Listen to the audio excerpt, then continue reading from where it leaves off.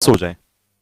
ठीक है, तो बच्चों जब 17 घंटे की मैराथन क्लास के लिए मैंने एंट्री की तो मैं दो बातों से डरा हुआ था कि क्या मैं 17 घंटे खड़ा हो पाऊंगा, दूसरा क्या मेरी क्लास इतने दिन से नहीं चल रही है, चल पाएगी।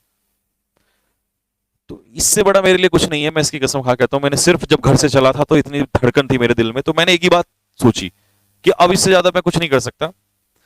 तो जब मैं घर से चला तो मैंने 3 लोगों, क्योंकि गुरु तो देखो हम ही हैं, तो अब गुरु तो क्या, तो हमारे गुरु हैं भगवान। तो मैंने 3 लोगों को अपने मन में ही, जब मैं घर से कार स्टार्ट करके चला तो मैंने 3 लोगों के चरण स्पर्श किए।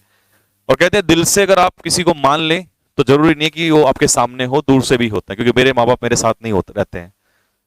ठीक है, तो सबसे पहले मैंने अपनी मम्मी पापा मतलब मदर फादर के चरण स्पर्श किए, आंख बंद की। और दूसरा, भोलेनाथ को मैं मानता हूं, तो मैंने उनसे रिक्वेस्ट की कि आज आप 3 लोगों के ऊपर है जो भी कुछ होगा, मैं अपने कदम पीछे नहीं हटाऊंगा जब तक मेरी सांस चलेगी, बाकी सब कुछ आपने संभालना है। और ये सोच के मैं घर से निकल लिया। मुझे पता था रास्ता बहुत कठिन होगा, दिक्कतें आएंगी, आई, लेकिन हुआ। जीवन में जब भी कुछ आप सोच लेते होगा तो वो होके रहता है, बस आपको खुद पे भरोसा हो और इन 3 लोगों का आपका साथ हो। गुरु के रूप में भगवान भी हो सकता है, गुरु के रूप में टीचर भी हो सकता है।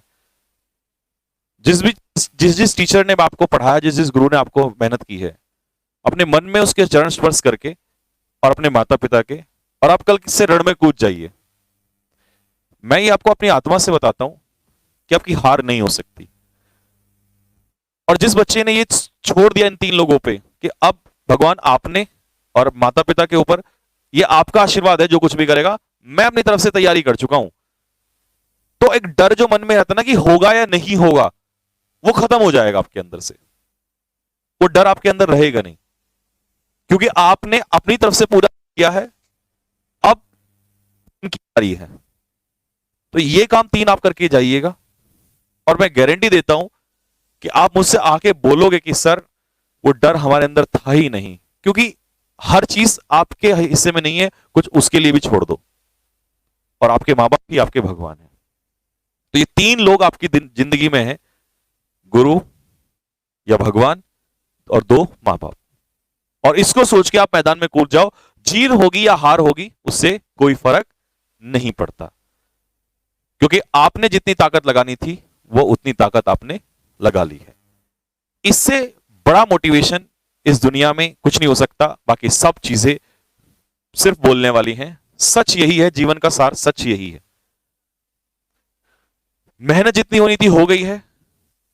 अब पॉइंट नंबर 1, मैं 3-4 पॉइंट बोलूंगा तो ध्यान से सुनना। पॉइंट नंबर 1, वो बच्चे अपना पेपर खराब करने वाले हैं कल से जो बच्चे डर को लेके बैठे हैं।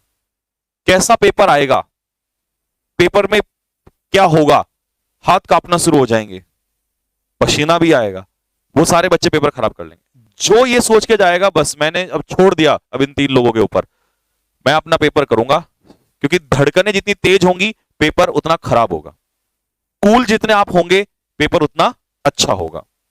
जब बच्चे कहते हैं ना सर मैं 70 में से 70, 50 में से 50 करके आ गया हूं, उन्हें खुद नहीं पता होता कि उन्होंने किया भी आके, वो फिर बाद में बोलते हैं सर हमारा तो हुआ ही नहीं, सिलेक्शन तक भी नहीं होता।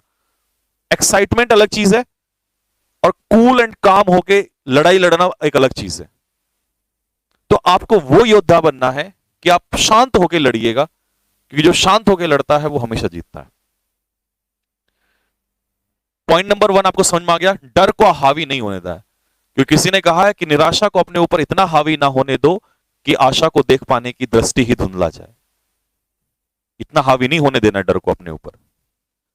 दूसरी बात, कल पहली मीटिंग में कैसा पेपर आएगा इस बात से कोई फर्क नहीं पड़ता, सेकंड वाले को पढ़ना नहीं चाहिए, ध्यान रखना। एक समझदार इंसान की यही निशानी है।